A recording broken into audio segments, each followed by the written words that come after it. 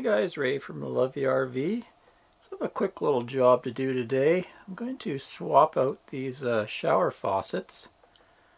They're still working and everything, but they're getting kind of a squeaky sounding when you turn them. They're a quarter turn faucet.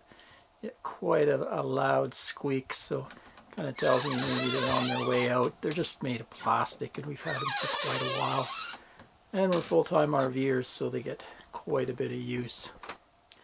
A little while ago I picked these up off of Amazon, replacement set, and they're brushed nickel, sort of exactly the same faucets, a little bit different design. They're still quarter turn, but I think they'll look a little better. They'll better match my shower head there, and the other bathroom components we have are also a brushed nickel.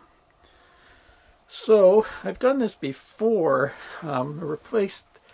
These were replaced. The old ones were kind of a different style of faucet. You had to turn them quite a few times, and they had the same sort of problem. After a number of years they started getting quite squeaky, and I've had that off before. I don't have much space behind there to work with, but I was able to do it last time. So let's pull it apart and I'll show you what I'm faced with.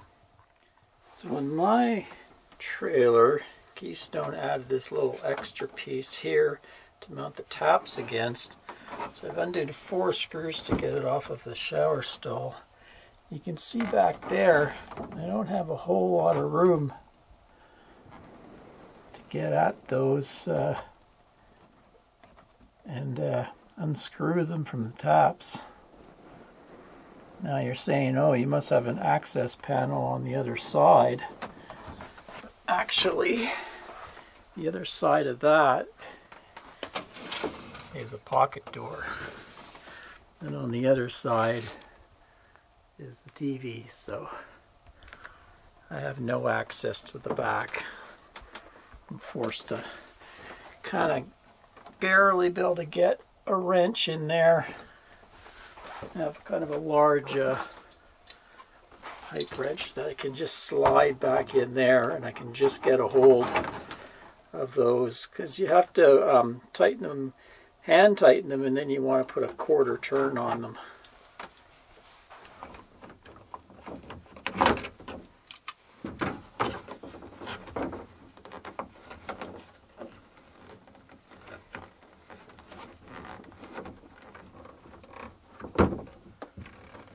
Got it. There we go, got her off. You can see there's not much room behind there at all. This basically goes straight down and into the basement storage area where it connects to the plumbing. Thankfully these still look in pretty good shape. Inside there's kind of like a, I don't know, it's kind of a rubbery neoprene gasket that seals it when you do it up. So now I just need to take the old faucet off of this plastic piece here and put the new one on. Attached to the mounting bracket, cleaned everything up, nice and pretty, ready to go back on.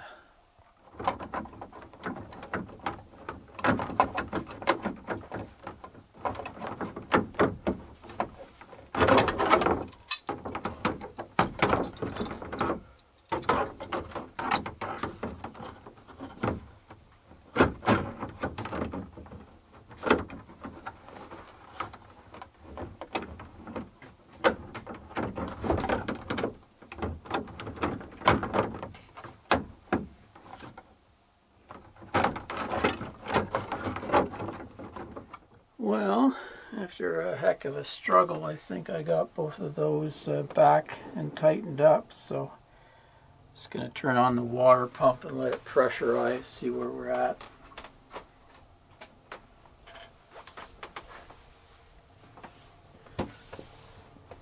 Okay, looks like we have pressure.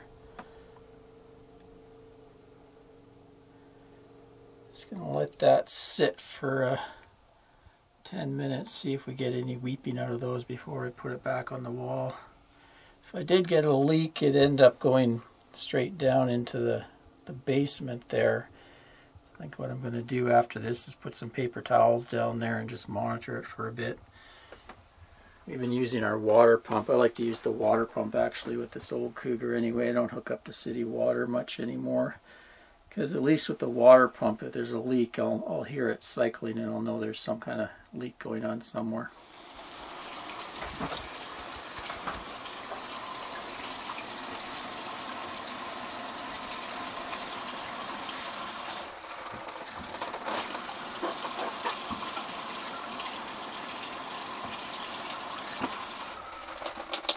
Back and working. I'm gonna have to get myself a new shutoff. This one's a white. I'll have to get one that matches. Also, if you notice it dripping here, there actually is a small weep hole down there, and that's quite normal. It drains the hose. Maybe we'll take the old faucet outside and I'll explain it to you. But anyway, that looks a little bit better. So I ripped the old one apart, and that way we can get a closer look at things. This is what I was talking about that was weeping there, and you can see water flows in there and out there. But when you turn off the faucets, it leaks out the bottom. You can see that little hole at the bottom, and what that eventually does is it drains any water that's left in the hose. So it makes you wonder why they need that. I guess it's like what they call an anti-siphon device, so that you know, sometimes these shower faucets will be installed in a bathroom. Say the shower faucet fell in the toilet, and then it would suck water into the fresh water system. That's one reason. Another reason in an RV might be that it allows the water to get out of the hose, so that it doesn't sit there and stagnate, you know, if it's in there for a long time, if you don't use your camper, or if it's winter and you forget to drain the shower hose, this automatically drains it every time. Drawback is it's quite annoying because it kind of sits there and drip, drip, drip, drip, but it doesn't actually drip for very long. Anyway, that's what that's all about. And then I've also pulled apart the faucet units themselves. You can see some O-rings there, and also inside there's a gasket. So the squeaking must come from this plastic and this rubber. So what I'm going to do is use some of this lube all stuff. It's like a clear kind of grease. It's food safe. So I'm going to put some of that on that, and I should get rid of the squeaking. And then I'm going to keep this one as a backup just in case the new one ever breaks. I'll have that stored away in the camper so I can quickly repair it on the road. Yep, that solved the squeaking issue. Now I got a good spare just in case. Now that I know it's all working, I'll go around the seams here with some clear caulking. Also, taking this time, I cleaned up all the old caulking that was around the tub and the shower enclosure. It was starting to get a little bit mildewy, so I spent some time scraping it, and I'll have to go and put a fresh bead around there. Well, there you go. Replacement of the RV Dura faucet and a little bit of information about the internals. Till next time, Ray from loveyourrv.com. Thanks for watching, guys. Cheers, folks.